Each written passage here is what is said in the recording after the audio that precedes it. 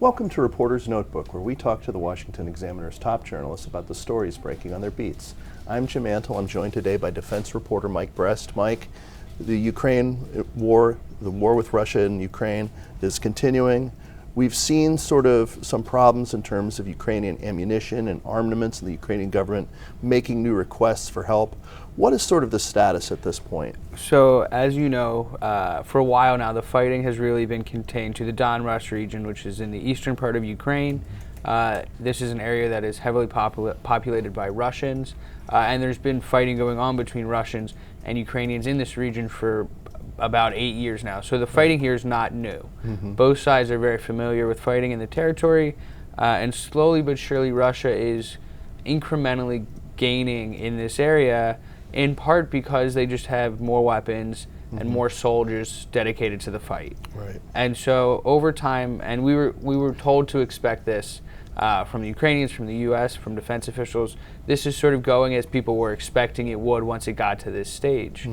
And so we're hearing more and more the Ukrainians plead for specific weapons and just more of them because right now they are outgunned. And so even with President Biden announcing a new aid package this week for $1 billion, bringing the grand total that the U.S. has given to them since Russia invaded to about $5.5 billion, which is not an insignificant amount of money. Right. They're still outgunned. They're getting weapons from the U.S., they're getting weapons from other Western countries, and yet it's still not enough for them. They're still not able to push the Russians back, which just goes to show just how outnumbered they really are in the region. So, I mean, there's been some tension and some dispute over whether the Ukrainians are using enough of the Western technologies that they've been provided as opposed to relying on more Soviet-era things that their troops are more comfortable with, even though there's been some training provided. But there's also been some controversy over whether the United States in particular, and other Western countries, want to give Ukraine weaponry that could be used to hit targets in Russia and potentially drag us into the war. What are sort of some of the pitfalls involved in that? That's exactly right. And so if you're Ukrainian President Zelensky, you would want any weapon, and you would specifically want the weapons that you think would serve you best to win the war. Now, the U.S. doesn't share that goal entirely. The U.S.'s goal is to remain out of the war. Right. And so they want to do as much possible for the Ukrainians without stepping across that line. And the hard part is they don't know exactly where that is because no one really knows what's in President Putin's head. And so the U.S. is getting further and further closer to this line, and they continue to push the boundaries. As recently as earlier this month, President Biden went as far to say he did not want to give weapons that Ukraine could use to hit targets in Russia, and yet John Kirby, the former press secretary who's now at the National Security Council, said earlier this week that the U.S. isn't telling the Ukrainians how to use the technology and the weapons they're providing, which does seem to show maybe somewhat of a little bit of a softening of this stance, especially as the war continues to drag out.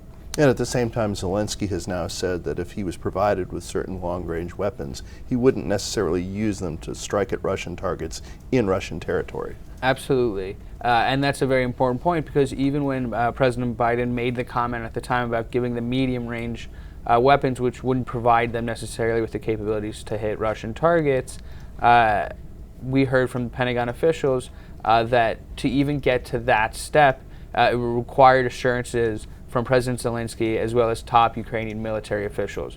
So even to reach that point, it took very significant assurances from both sides. And so for the U.S. to consider going to the next step, I'm sure it would take a lot of communication and cooperation between both sides.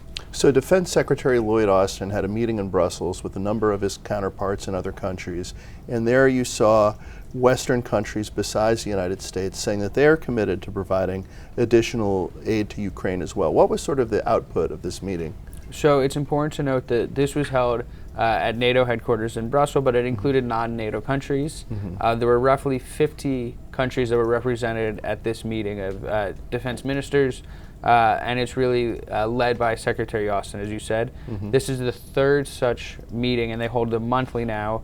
And the premise is really to handle the situation in Ukraine. And so everyone came out of this meeting firmly resolved in standing in support of Ukraine, as they have after every one of these meetings. But one thing that has progressed is, for example, Finland and Sweden's bids to NATO. And so the conversation out of this one is preparing for what could happen next. So NATO has also pre-positioned weapons and troops in certain locations just to make sure they're prepared for any of the possible fallout situations. And so really one of the few sticking points remaining with their NATO membership is that Turkey, a NATO member, has so far been objecting. Absolutely. There was hope that this could be resolved by the time this meeting took place.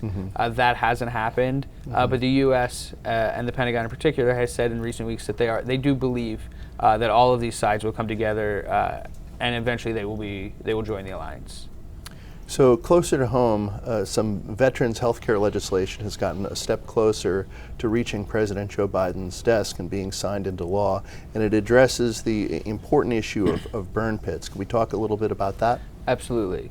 So as you mentioned, the Senate earlier this week passed this burns pit legislation, and it'll soon go back to the House.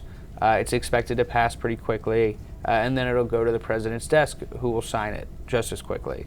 And so this really is one of the few examples of true bipartisan legislation. 84 senators voted in favor of it, and it really is a comprehensive piece of legislation that has taken years from the lawmakers who have really been behind this effort. And so burn pits come from the toxic fumes from burning trash, essentially, which was a common thing that occurred that forces would do in Afghanistan and Iraq. And so the Pentagon has said that there are roughly 3.5 million veterans suffering from diseases relating to exposure to these burn pits. And for a large part of the time since 9/11, which is when this really became an issue, a lot of these veterans were getting denied health care at the VA.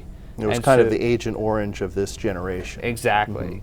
And so this piece of legislation, even though it hasn't yet been signed into law, really represents a landmark point for veteran affairs health care. Right. So finally, what can you tell us about this ISIS target that the U.S. encountered in Syria? That's a great question. So the U.S. detained a top ISIS leader in Syria earlier this week, and it really sort of went under the radar with everything going on in Ukraine and Russia and things going on with the Senate. And so this is just sort of the latest in a string of similar situations going on in Syria over the last couple months, where the U.S. forces have either been targeting ISIS or Al-Qaeda leaders either via drone or, in this case, a detainment. And it's interesting to note that this was a detainment, their first in the last couple months, where there have been 3 drone strikes, in part because the most recent one of those, there were reports of civilian casualties. And an investigation has been conducted and concluded, but the findings have not yet been made available to the public at this point. Thank you, Mike. You can read Mike and the rest of our national security team's coverage at washingtonexaminer.com.